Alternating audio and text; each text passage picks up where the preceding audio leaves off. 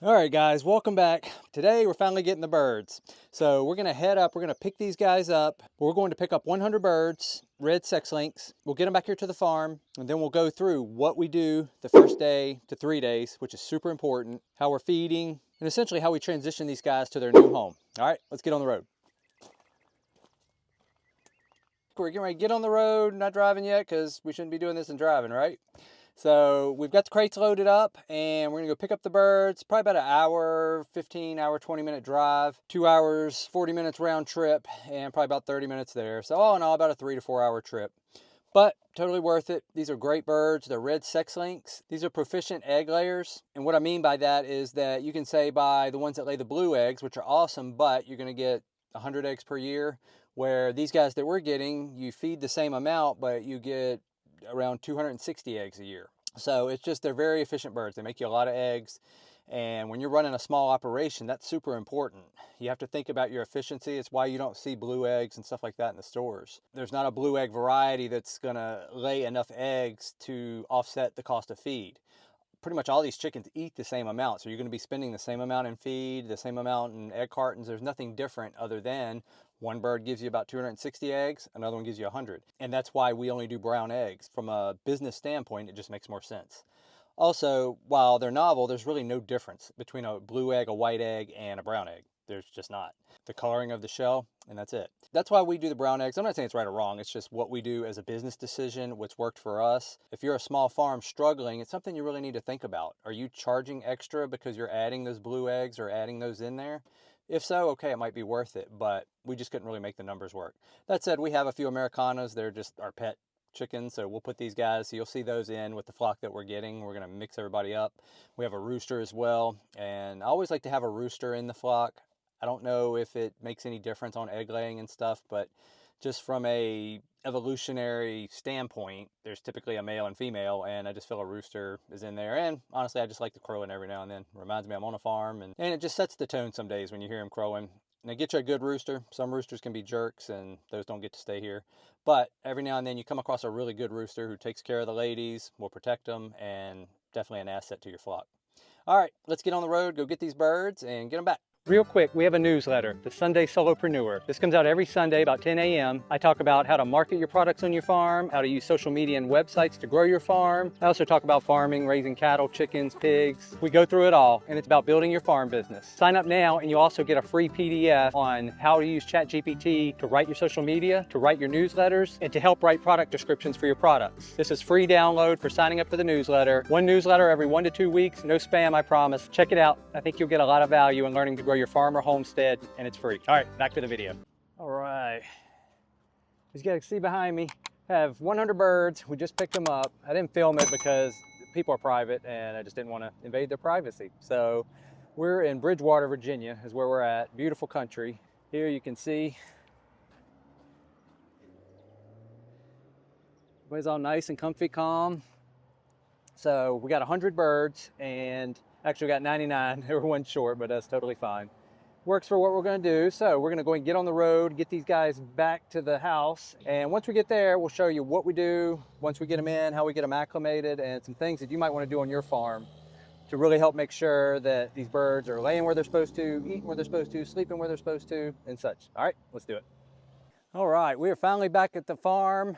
We're at the chicken house. Basically what we're gonna do, I'm gonna load them up on a tractor because it's been raining. You can see the clouds behind me. We've got like 4 inches of rain over the last 24, 36 hours. And I just don't wanna bring my truck in here, just the chance of it getting stuck. So we're gonna go with the tractor and bring that in.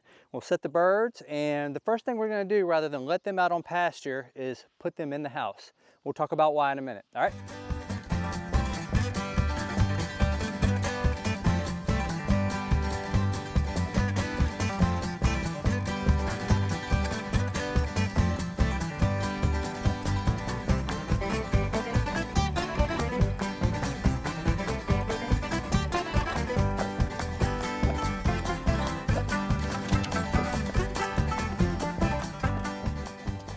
All right, guys, we have got the chickens are in their house. We've got my crates loaded up. You're gonna get all those out of here. And let's talk about, we just got 100 birds. Why not bring them, put them in, put them on pasture? And the reason why is because if you don't train them right in the beginning, they may not do what you want them to do.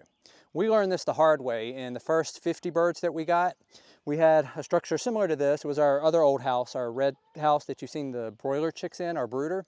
And we got them and we just put them out in the pasture the first day that we got them, and we found that half of them started roosting under the house and just could not get them to go back in. Finally, we did catch them all after I did some reading, some research, and everything that I saw recommended to keep them in their house for the first couple days.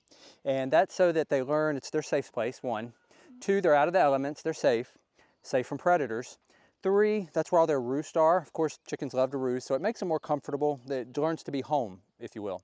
So that's what we started doing. So now that we've brought these birds home, I did not put them straight out on pasture. They are going into their house and they will be locked in here for 3 days. As you can see here, we have food. I've got 100 pounds of feed in here now for 100 birds, so it's a good amount of food.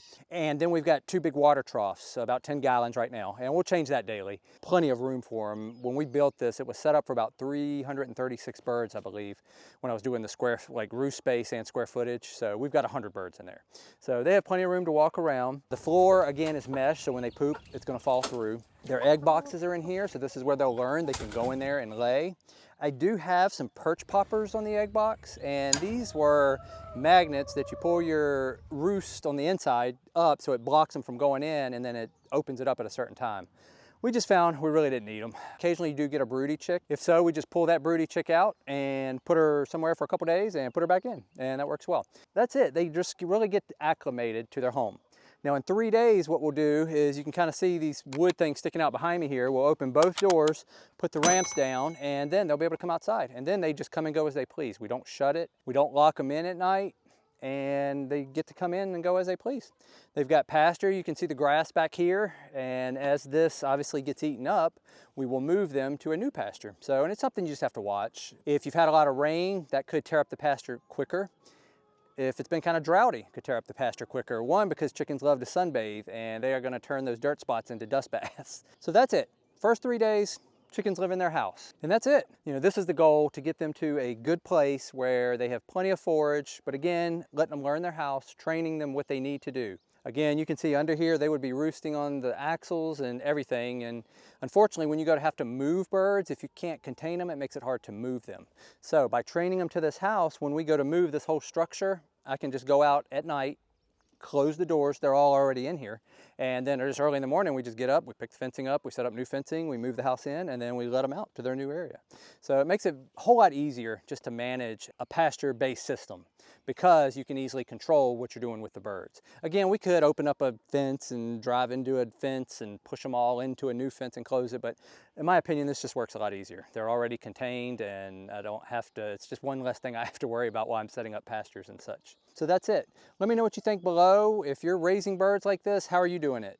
Have you had problems with your birds not doing what they're supposed to, laying in the grass, not going in at night? Do you do anything similar to this? Leave a comment below, just let me know. I learned from you guys, and you sharing tips on how you do stuff helps me. I'm just sharing, not that this is right or wrong way to do it, it's just how we've learned to do it over the years that we have found has been successful for us in raising pastured poultry. So we're gonna go put these crates away, go clean up, and the next video will be taking the broilers. They're getting ready to go out on pasture. So we'll have a video of taking them out on pasture, and then I'll have another video with these guys. I'm gonna actually get into the numbers. I did a video 2 years ago on pastured poultry, and basically we're gonna go back and revisit that, see what's changed. Again, we're a little bit smaller scale. That was 200, this is 100 birds, but we're gonna get into the numbers, how much we paid for the birds, how much we expect to pay in feed per day, cartons, all the cost, and then see what we're charging for our eggs and are we making a profit. So in the meantime, some more chicken videos over here, and leave a comment below, and we'll catch you in the next one. All right, bye.